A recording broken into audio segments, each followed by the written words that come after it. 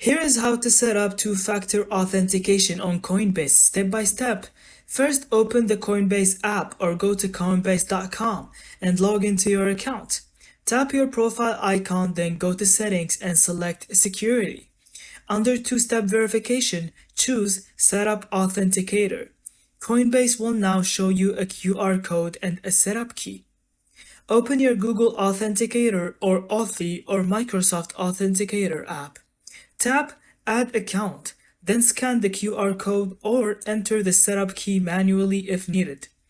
The app will now generate a 6-digit code that changes every 30 seconds.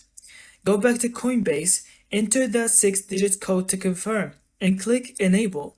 From now on, every time you log in or withdraw funds, you'll need to enter a code from your 2FA app. And that's how to set up 2FA on Coinbase. Simple, fast, and critical for keeping your crypto secure. Thank you so much for watching. I hope you found this video helpful. Don't forget to leave us your thoughts in the comments.